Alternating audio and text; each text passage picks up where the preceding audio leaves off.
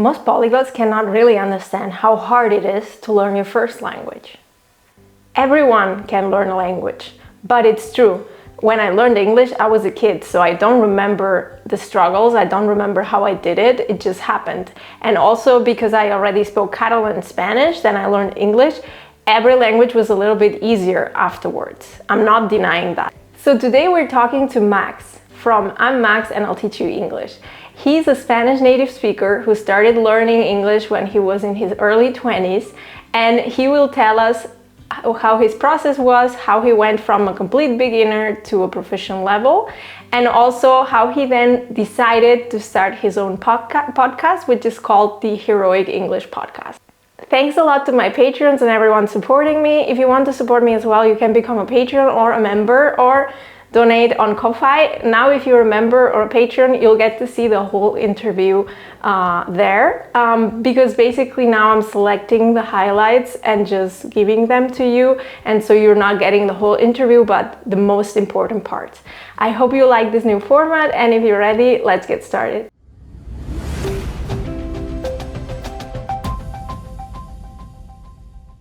The first topic we talked about is very dear to my heart because, as you know, I used to be a teacher, and I remember people coming up to me and telling me, Laura, teach me Catalan, teach me Spanish, teach me English. And I thought, well, I do have some tools, of course, to guide you in your learning process, but it's something that needs to come from the learner. Yes, it's the idea that when the student's ready, the teacher will appear. And it doesn't need to be me necessarily. Like if you work with me, I'm confident that I'll teach you a lot. But more importantly, are you showing up as a student, as a learner? Exactly. Right? Are you putting in the time and work and commitment? And yeah, for sure. What do you think about it? What should learners' attitude be? If you think about it, we all love hero stories where the hero really needs to fight. He has challenges and he manages, or she manages, to save the world at the end of the day. And we all admire them, but whenever we are facing challenges, difficulties in our lives, sometimes we complain, we say it's not fair, I don't want it to be hard. But why not change your attitude, change your mindset, and become the hero of your own story? You'll go through challenges, you'll go through difficulties, but it's part of your journey. And I think changing this attitude can be great, and I will let Max tell you a little bit more about that. You're the hero of your own story, and so you decide to go on this mission of learning the language. It's a kind of like a conquest. You're gonna encounter like monsters, like proverbial monsters and the dragons. And so it's an adventure. Like really everything in life, if you look at it, and if you really care about what you do, is an adventure. And you are, in that way, you're the protagonist of your own story in your head. The heroic part is what captures that sense of mindset. And you mentioned mindset as the foundation of your learning success, because I think mindset comes first, and then comes your ability to learn. At the beginning, I told you that Max learned English when he was an adult. He was in his early 20s. And I think maybe some of you are asking themselves, how did he do it? Because if you started your first language past your 20s, it might have felt more difficult. This has to do not only with linguistic capacity, but also, and most importantly, probably your attitude, your mindset, and your ideas, what you tell yourself, what you're capable of doing or not. I did not start when I was 10 years old. I did not start when I was 16, 18. I only started 2021-ish. And now I'm 33. Okay. Sorry, no, 34. Yeah. I'm 34 years old. The funny thing is that I've sort of documented my progress pretty consistently throughout the years. In the beginning, it was like just videos that I was filming myself. I was going to school at the time, and I was maybe just filming what I was practicing, what I was maybe reciting. I was probably studying something, and so I was talking about the subject I was studying. And I remember feeling kind of proud of my performance then when I was watching those videos. 5 years pass, and then I watch again, and I see this huge gap between where I am at that moment and when I used to be.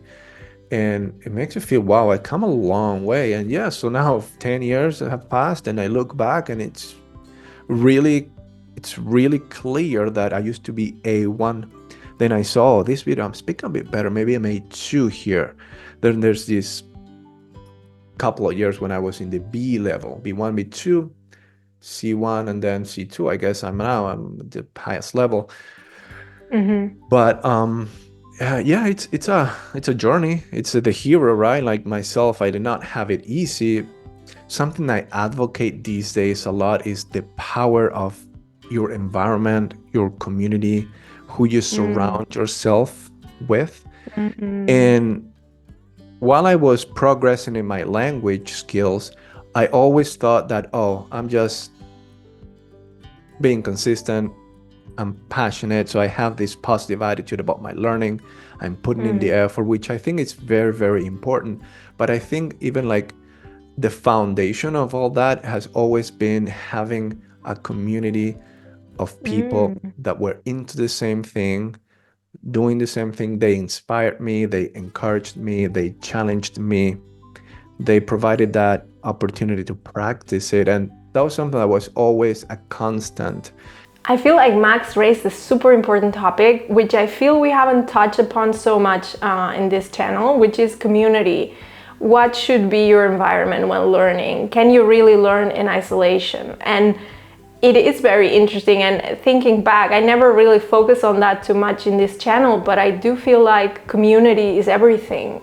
If you're learning a language, well, at least for me, this is my perspective. I would love to see what's yours, but I feel like community is everything. I'm learning a language to use it, to talk to people, to communicate, and also even, listening to songs, reading books is a way of connecting to other human beings. So I think this is like a great topic we discussed, which we hadn't really talked about so much in this channel, and I would love to know your opinion on that. People say it's not the destination, it's the journey.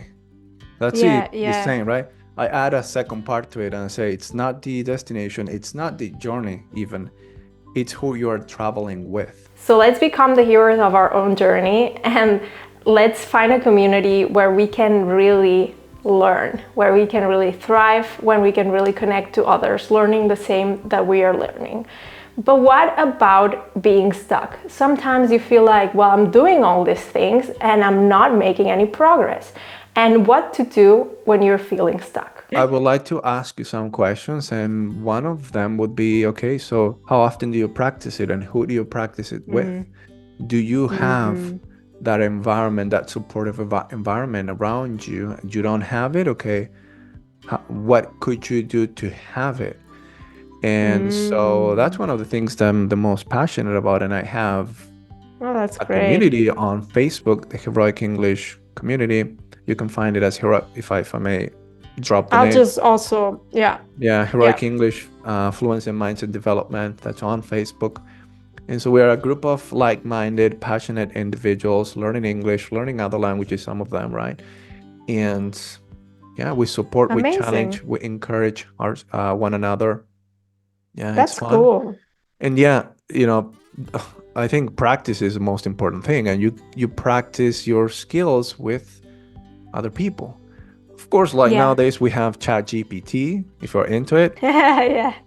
If maybe you want to go there, same. not the same, right? But right, everyone's different, but I'm a bit skeptical. I prefer talking to humans. If you're learning English and you feel like you're stuck, or maybe you're missing that community we were talking about, maybe Mac's program is for you, and I will let him introduce it to you. Well, there's the environment part. There's this whole sense of motivation and purpose, and that's one of the many things that we cover when you sign up for Heroic English and we start working together. So we cover different aspects of mindset, like we start with confidence, habits, flow, the sense of flow, right, of being in the zone, happiness, motivation and purpose, learning. That's really cool.